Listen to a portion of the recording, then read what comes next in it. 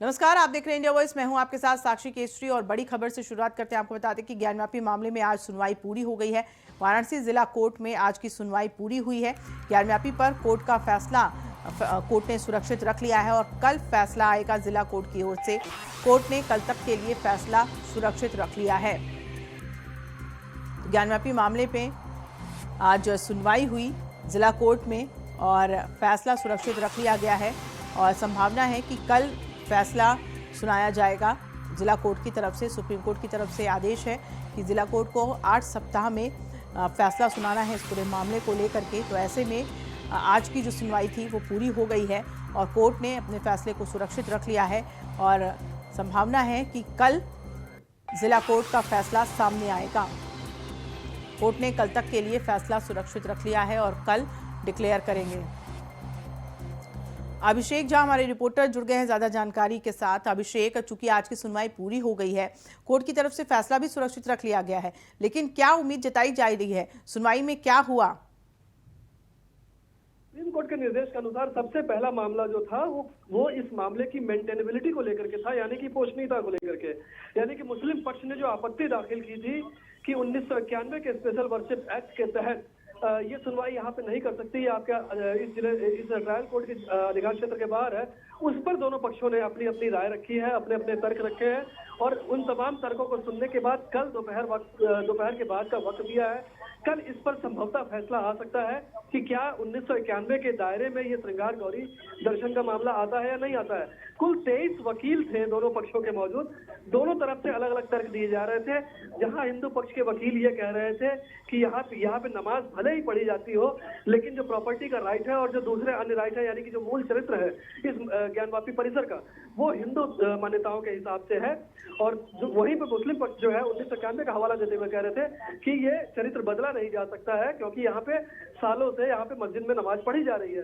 तो अब उन तमाम तर्कों को सुन लिया गया है और कल तक के लिए फैसला सुरक्षित कर लिया गया है कि 1991 के अंतर्गत ये मामला चल सकता है या नहीं चल सकता है। यानी कि अगर कहा जाए कि सिविल जज जो सीनियर डिवीजन के थे, उनके जो जितने भी फैसले दिए गए थे अब तक, उन तमाम से इधर बिल्कुल शुरुआती से अगर कहा जाए कि बिल्कुल शुरुआत लेवल से इस केस की वैधानिकता के ऊपर में ही, यानी कि पोषणीयता के ऊपर में ही सवाल खड़े करते हुए मुस्लिम पक्ष ने एक बार फिर से जीना शुरू की है, जिस पर आज सुनवाई पूरी हो गई है और कल इस पर उम्मीद की जा रही है कि फैसला आएगा कि ये केस चल सकता है या नहीं चल सकता है। जी अभिषेक, चूंकि 8 हफ्ते का समय दिया गया है सुप्रीम कोर्ट की तरफ से जिला कोर्ट को कि फैसला इस पर ले ले, और क्योंकि जो भी सर्वे किया गया है, साक्ष्य जो भी है, उसके आधार पर फैसला लेने के लिए 8 सप्ताह का समय दिया गया है। ऐसे में क्या कोर्ट में रोजाना मामले को लेकर की सुनवाई होगी, क्योंकि याचिका पे याचिका लगी हुई है, जैसा कि आप ने पहले भी बताया था कि हिंदू पक्ष भी अपने याचिका डाल रहे हैं और मुस्लिम पक्ष की तरफ से भी कई याचिकाएं डाली गई हैं। तो ऐसे में क्या कोर्ट में रोजाना इस पूरे मामले को लेकर के सुनवाई हो सकती है?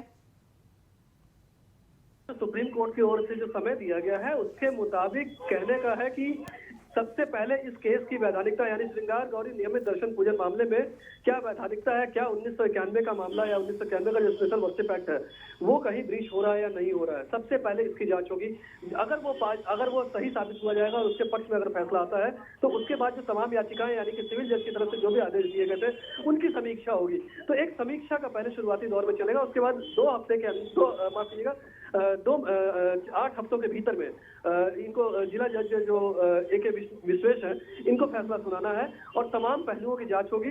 सबसे महत्वपूर्ण बिंदु है कि जो स्पेशल वर्शिप एक्ट है 1991 का, वो ब्रीच हो रहा है नहीं हो रहा है, सबसे पहले इसके वैधानिकता की जांच होगी और इस पर फैसला आने के बाद ही आगे की कार्रवाई डिसाइड होगी। क्योंकि अगर एक बार ये मामला 1991 के अधीन अगर जिला जज ने आदेश दे दिया कि ये वैधानिक नहीं है, तो जाहिर सी बात है कि उसके आगे के जितने भी मामले होंगे या पूर्व में जितने भी ये फैसले हो जाएंगे, वो अपने आप खुद ब खुद कहीं ना कहीं अबॉलिश हो जाएंगे। जी अभिषेक, बहुत शुक्रिया जानकारी देने के लिए।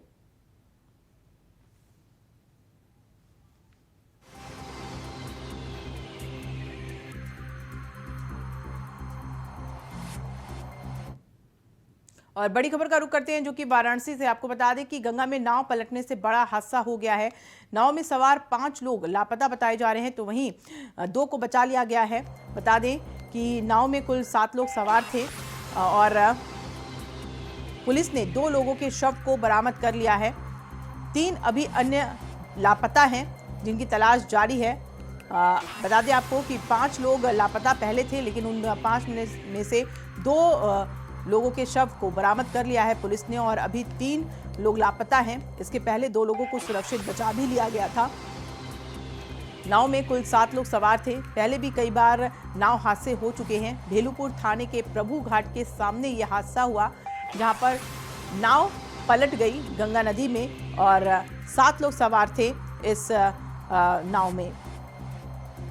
अभिषेक झा ज्यादा जानकारी के साथ हमारे साथ जुड़ गए हैं। अभिषेक, अब क्या अपडेट है? चूंकि पहले ये जानकारी थी कि 5 लोग लापता हैं और 2 लोगों को सुरक्षित बचा लिया गया। अब उन 5 लोगों में से 2 शव को बरामद किया गया और अभी भी 3 लापता है। तो क्या आशंका है? क्या वो 3 की भी ऐसा लग रहा है कि मौत हो चुकी है, अब उनके शव को बरामद किया जा रहा है? क्या अपडेट है अभी?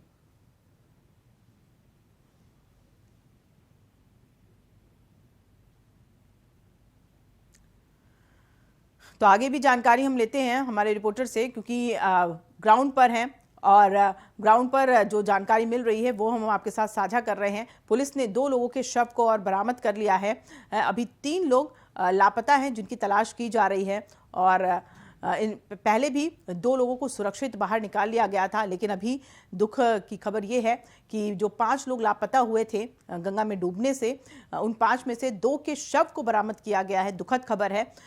अभी 3 लापता हैं और कहीं ना कहीं आशंका जताई जा रही है कि गहरे पानी में जाने की वजह से हो सकता है कि उन लोगों की भी जान चली गई हो और शव को बरामद करने की कोशिश की जा रही है। फिलहाल बता दें कि ये बड़ा हादसा, एक ही नाव पर 7 लोग सवार थे और नाव अचानक से पलट गई गहरे पानी में जाकर के, और जिसकी वजह से 5 लोग पहले लापता बताए जा रहे थे, जिसमें से 2 लोगों के शव को बरामद किया गया है और अभी 3 लापता बताए जा रहे हैं जिनकी तलाश गोताखोर और एनडीआरएफ की टीम कर रही है। अभिषेक हमारे साथ जुड़ गए। अभिषेक, क्या अपडेट है? क्या 3 और लोग जो अभी लापता हैं उनके बारे में कोई पता चल पाया है? क्योंकि दुखद है कि 5 में से 2 के तो शव मिल गए हैं, लेकिन क्या अभी 3 लोगों के बारे में कोई जानकारी मिल पाई है?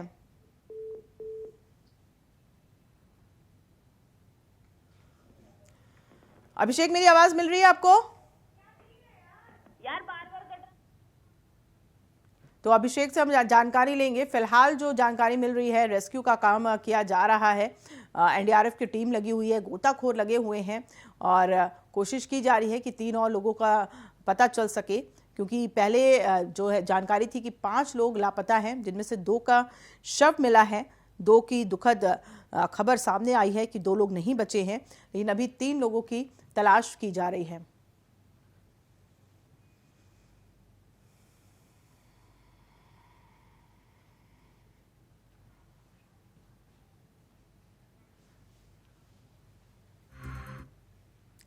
खबरों में आगे बढ़ते हैं। यूपी विधानसभा की कार्यवाही कल 11 बजे तक के लिए स्थगित कर दी गई है। बता दें कि राज्यपाल के अभिभाषण के साथ सत्र की शुरुआत हुई थी। अभिभाषण शुरू होते ही विपक्ष ने जोरदार हंगामा किया था। सपा और आरएलडी विधायकों ने जमकर नारेबाजी की सरकार के खिलाफ, तो वहीं पोस्टर बैनर लेकर के सपा विधायकों ने नारेबाजी की सदन में और राज्यपाल वापस जाओ के नारे लगाए गए। महंगाई बेरोजगारी के खिलाफ सपा विधायकों का जमकर हंगामा देखा गया सदन में। बता दें कि समाजवादी पार्टी और आरएलडी विधायकों ने प्रदर्शन किया। हंगामे के बीच भी राज्यपाल का अभिभाषण हालांकि नहीं रुका। राज्यपाल अपना अभिभाषण देती रही। लगभग 1 घंटे 10 मिनट तक राज्यपाल का अभिभाषण चला। सदन के बाहर से सदन के अंदर तक जमकर हंगामा हुआ और नारेबाजी की विपक्ष ने।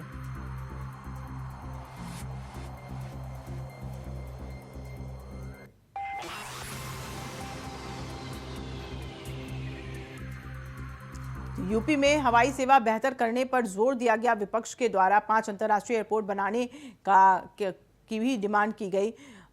राज्यपाल ने ये जो बड़ी बातें की हैं कहीं अपने अभिभाषण में, वो हम आपको बता रहे हैं। कोरोना काल में चीनी मिल बंद नहीं हुई। सीएम आवास योजना के तहत गरीबों को आवास दिया गया। शिक्षा स्तर को बेहतर किया जा रहा है। यूपी में हवाई सेवा बेहतर करने पर भी जोर दिया जा रहा है। यूपी डिफेंस पर भी काम किया जा रहा है। 5 अंतर्राष्ट्रीय एयरपोर्ट बनने का काम हुआ है। काशी विश्वनाथ मंदिर का सौंदर्यीकरण भी किया गया है। ये राज्यपाल के अभिभाषण की बड़ी बातें जो हम आपको बता रहे हैं। भले ही विपक्ष ने जमकर हंगामा किया, लेकिन हंगामे के बीच राज्यपाल ने अभिभाषण पूरा किया। लगभग 1 घंटे से भी ज़्यादा का समय लगा। जब अभिभाषण पूरा किया राज्यपाल ने, 1 घंटे 10 मिनट तक राज्यपाल का अभिभाषण चलता रहा और इस बीच हंगामा भी होता रहा। नारेबाजी भी सरकार के खिलाफ लगती रही। राज्यपाल वापस जाओ के नारे भी विपक्षी लगाते रहे और लेकिन अभिभाषण 1 घंटे 10 मिनट तक चला। ये वो बड़ी बातें हैं राज्यपाल की, जो उन्होंने सरकार के द्वारा किए गए कामों को रखा सदन के पटल पर और आगे के विजन को भी बताया कि और क्या क्या विजन है सरकार की, जो आगे आने वाले 5 सालों में किया जाएगा।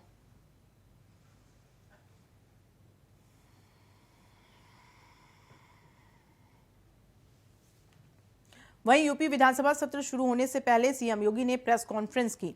इस दौरान सीएम योगी ने कहा कि सभी नवनिर्वाचित विधायकों को बधाई देते हुए उन्होंने और क्या कुछ कहा, चलिए एक बार फिर से आपको सुनाते हैं। सभा का पहला अधिवेशन प्रारंभ होने जा रहा है। नई सरकार गठन होने के बाद ही यह 18वीं विधानसभा का पहला सत्र आज से शुरू हो रहा है। नई विधानसभा के पहले सत्र में सभी निर्वाचित सदस्यों का मैं हृदय से स्वागत करता हूं। प्रथम सत्र की शुरुआत प्रत्येक वर्ष महामहिम राज्यपाल जी के भाषण से होता है। आज समेत सदन को राज्यपाल महोदय का महत्वपूर्ण संबोधन प्राप्त होगा। उत्तर प्रदेश राज्य का 2022-23 का बजट भी इसी सत्र में आएगा। एक प्रकार से बजट सत्र है। 26 मई को प्रदेश सरकार अपना बजट विधानसभा में प्रस्तुत करेगी। 25 करोड़ लोगों के विकास के लिए, गरीबों के कल्याण के लिए, समाज के प्रत्येक नागरिकों के हितों के लिए जो बजट यहाँ पर प्रस्तुत होगा, उस बजट में सभी माननीय सदस्य भाग लेंगे। प्रदेश के विकास के लिए, प्रदेश के गरीबों, किसानों, नौजवानों और आधी आबादी के हितों के लिए किसी भी प्रकार की कोई चर्चा परिचर्चा के लिए सरकार सदैव तैयार रहेगी। स्वाभाविक रूप से सभी सदस्यों को इस अवसर पर सदन में अपनी बात को रखने का मौका भी मिलेगा, लेकिन मान्य सदस्यगण अपनी बात को तभी सदन में रख पाएंगे जब उस प्रकार का माहौल सदन के अंदर विपक्ष बनाने में अपना योगदान देगा। सरकार हर मुद्दे पर चर्चा करने और प्रत्येक माननीय सदस्य के द्वारा उठाए जाने वाले मुद्दे को एक सार्थक और सारगर्भित चर्चा के साथ ही उसका उत्तर देने के लिए भी पूरी तरह तैयार रहेगी।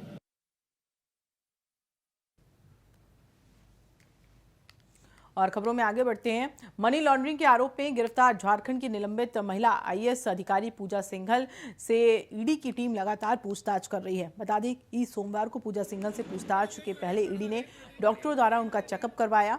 तो वहीं चेकअप के बाद डॉक्टर आरके जायसवाल ने बताया कि फिलहाल पूजा की सेहत पहले से बेहतर है और उन्होंने तनाव कम करने के लिए योगा करने की सलाह दी है।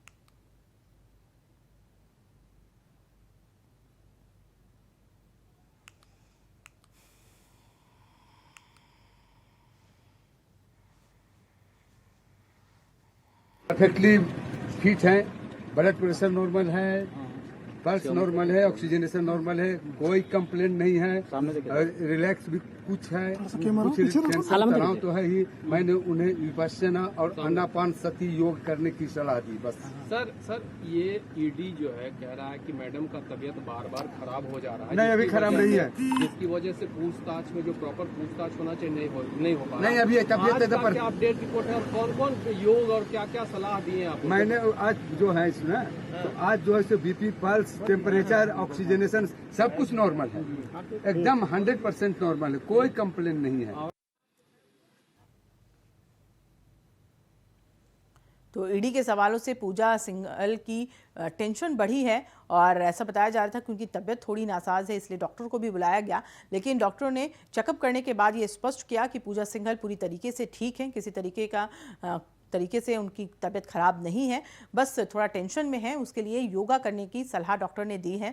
डॉक्टर ने ये भी बताया कि फिलहाल उनकी तबीयत में सुधार भी है पहले से और फिलहाल अब कोई ऐसी परेशानी नहीं है। हालांकि ईडी के अधिकारी ये कह रहे हैं कि बार बार पूजा सिंघल ये कह रही हैं कि उनकी तबीयत ठीक नहीं है और इससे पूछताछ में असर पड़ रहा है, प्रभावित हो रही है पूछताछ। लेकिन अब देखना होगा कि चूंकि डॉक्टर ने जांच कर ली है पूजा सिंघल की, तो अब आगे पूछताछ कैसे होगी। राकेश कुमार ज्यादा जानकारी के साथ हमारे रिपोर्टर जुड़ गए हैं। राकेश, अभी क्या जानकारी है? चूंकि पूजा सिंघल की तबीयत खराब बताई जा रही थी, डॉक्टर को बुलाया गया, चेकअप करवाया गया, अब क्या हालात है पूजा सिंघल के, क्या कहा जा रहा है? देखिए, पूजा सिंघल की जो सुबह जब जांच की गई थी उस समय उनकी तबीयत काफी बेहतर बताई गई थी और साथ साथ ये भी डॉक्टर ने सलाह दी कि थोड़ा योगा करेंगे तो थोड़ा जो टेंशन है वो कम होगा। और इधर ईडी की बात की जाए तो ईडी लगातार पूछताछ कर रही है और कोशिश कर रही है इन सारी चीजों की जानकारी ले।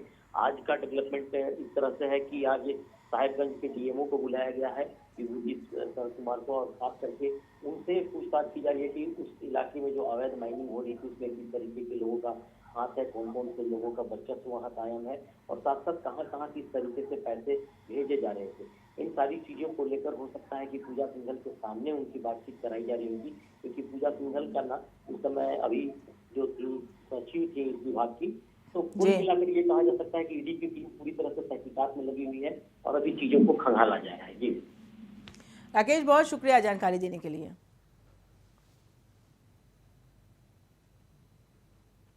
झारखंड में एक सप्ताह से अधिक समय से चल रही ईडी की कार्रवाई का विरोध राज्य सरकार लगातार करते आ रही है और इसके विरोध में सत्ता में शामिल जेएमएम उपायुक्त कार्यालय का घेराव कर केंद्र सरकार के खिलाफ विरोध प्रदर्शन दर्ज कराई गई। तो वहीं इस प्रदर्शन में शामिल जेएमएम के केंद्रीय महासचिव सुप्रियो भट्टाचार्य ने कहा कि केंद्र सरकार लगातार गैर भाजपा शासित राज्यों को परेशान और बदनाम करने की भावना से केंद्रीय जांच एजेंसियों और संवैधानिक संस्थाओं का दुरुपयोग कर रही है। बीजेपी सत्ता से दूर होने के बाद से तिलमिला गई है, सरकार को तोड़ने जोड़ने का काम करने में सफल नहीं हो पाई है, तो जांच एजेंसियों से डराने का काम कर रही है। इस प्रकार से भ्रम की स्थिति ना पैदा करें। 6 तारीख से यहाँ ईडी की कार्रवाई चल रही है। आज आप देख रहे हैं लगभग 15 दिनों के बाद एक आधिकारिक स्टेटमेंट उनका नहीं आता है, एक आधिकारिक बयान नहीं आता है। मनरेगा का घोटाला है, पूर्ववर्ती सरकार का घोटाला है, हो गया भैया। अब डीएमओ बुलाए जा रहे हैं, डीटीओ बुलाए जा रहे हैं, ये क्या तरीका है? आप सरकार को अस्थिर करके क्या पाना चाहते हैं? लोकतंत्र है, लोकतंत्र में लोकतंत्र की लड़ाई लड़िए, उसके लिए आप स्वतंत्र हैं। पेट्रोल डीजल पर उत्पाद शुल्क में कमी करके केंद्र सरकार ने लोगों को महंगाई पर बड़ी राहत दी है। तो वहीं झारखंड के निवासियों का कहना है कि अगर राज्य सरकार भी इस तरह की पहल करे तो लोगों को बहुत राहत मिलेगी। मतलब 1000 में करीब 10 लीटर पेट्रोल हो गया, तो 109 के करीब था, 109 से ज़्यादा ही था, तो 10 लीटर भराने में वो 1090 रुपया लगता, तो ये कम से कम इतना सस्ता हो गया, मतलब समझो 100 रुपीज़ का कम हो गया। Thank you very much. हम लोग तो सीएनजी गैस है, तो हम लोग को तो सीएनजी का से ना मतलब है सर, तो सीएनजी का भी दाम अगर घटा देते मोदी जी तो बढ़िया रहता है। काहे कि अभी देखिए इस महीना के अंदर 15 रुपया बढ़ा दिए हैं, तो इस तरह बढ़ते जाएगा तो ये भी तेल का दाम जैसा बढ़ जाएगा। ये भी बहुत राहत मिली है। पेट्रोल की कीमत तो बहुत ज़्यादा बढ़ गई थी, आम लोगों को बहुत मुसीबत झेलनी पड़ रही थी, तो कम होने से हम लोगों को बहुत राहत मिली है। हाँ, राहत मिला है, अच्छा हुआ। और कुछ उम्मीद कर रहे हैं क्या सरकार से, और कुछ कम हो? और कुछ कम हो। केंद्र सरकार ने 9 रुपये कम किए हैं, राज्य सरकार से कुछ उम्मीद कर रहे हैं? हाँ, उनसे भी करिए, और कुछ कम हो। हम राहत तो मिल ही रहा है, अभी थोड़ा सा बहुत राहत मिला, मतलब पहले 100 रुपये था, अभी 95 रुपये से 60 मिला ना। थोड़ी राहत जरूर मिली है, लेकिन 100 रुपया करके 10 रुपया कम करने से कोई फ़ायदा नहीं है इसमें, है ना? कहीं न कहीं हाँ, अभी और कम होना चाहिए आपके नजर? हाँ, और कम होना चाहिए था इसमें। जिस हिसाब से प्राइस जो बढ़ा है उस हिसाब से इसमें कम कर देने से ये मतलब कुछ भी नहीं है बोलना चाहिए। जी हाँ, बहुत राहत मिला अभी तो मेन तो पेट्रोल डीजल का है। अभी तो यहाँ पे कांग्रेस वाले लोग थे कि दोबारा बढ़ा देंगे, चुनाव आ रहे इसलिए कम आया। अब देखिए अब आगे क्या होगा हम लोग नहीं कर सकते, लेकिन कम हुआ तो लोग बहुत राहत मिला है। कन्नौज से विधायक और कैबिनेट मंत्री असीम अरुण कन्नौज के ही पॉलिटेक्निक कॉलेज में पहुंचे हैं, जहां उन्होंने ई साइकिल बनाने पर छात्रों को शाबाशी दी, तो वहीं उन्होंने इसके लिए छात्रों को सम्मानित भी किया। बता दें कि इस दौरान उन्होंने ई साइकिल चलाकर ट्रायल भी लिया और जनसंपर्क कार्यालय पर जनता दरबार का आयोजन भी किया।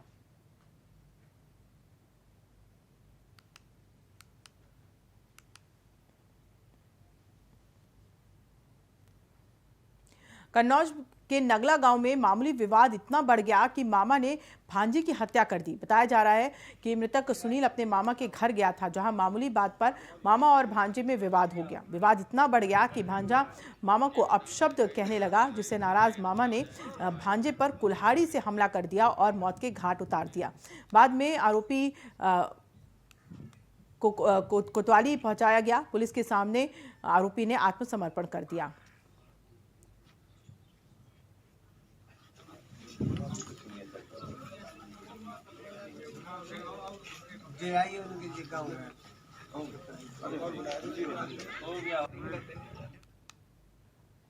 यूपी के कौशाम्बी जनपद में बड़ा हादसा हो गया। श्रद्धालुओं से भरा पिकअप चालक की लापरवाही से अनियंत्रित होकर पुलिया से टकरा गया और खाई में जा गिरी। तो वहीं हादसे में लगभग दर्जन भर श्रद्धालु घायल हो गए।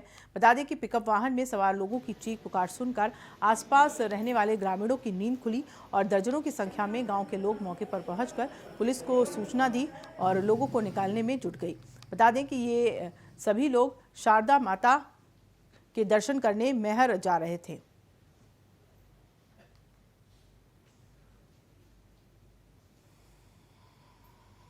थाना पश्चिम तहसील क्षेत्र में एक दुर्घटना हुई है, जिसमें कुछ लोग माता मैहर का दर्शन करने जा रहे थे और उसमें कुछ गाड़ी नीचे गिर गई थी और उसमें 12 लोग घायल हुए हैं, लेकिन सभी लोग सुरक्षित हैं, उनका इलाज कराया गया है और जो विधिक कार्रवाई प्रचलित है। आगरा के खेड़ागढ़ थाना के भीलाबली में एक बाप ने अपनी ही बेटी का गला काटकर जिंदा जलाने की साजिश रची। बता दें कि बाप ने एक झोला छाप डॉक्टर के साथ मिलकर कोरोना की बीमारी के बहाने हत्या का षड्यंत्र रचा और फिर बेहोशी का इंजेक्शन लगाकर लड़की का गला काटा और फिर बीच सड़क पर जिंदा जला दिया। तो वहीं बीच सड़क पर पुलिस ने जलती हुई लड़की को देखकर उसे इलाज के लिए अस्पताल भेजा और बाद में लड़की के बयान पर पुलिस ने पिता और झोला छाप डॉक्टर के खिलाफ मुकदमा दर्ज करके मामले की जांच शुरू कर दी।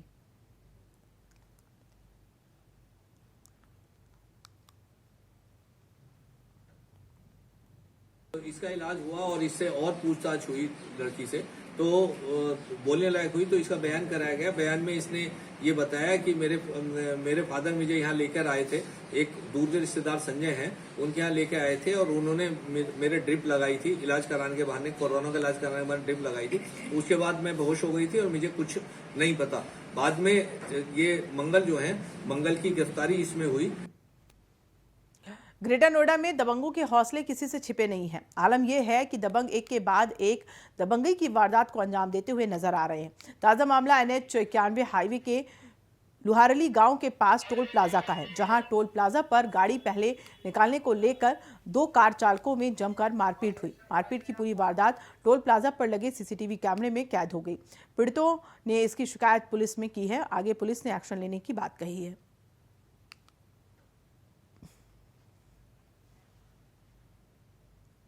और इसी के साथ फिलहाल इस बुलेटिन में इतना ही। मुझे दीजिए इजाजत और देश दुनिया की तमाम खबरों के लिए देखते रहिए इंडिया वॉइस। नमस्कार।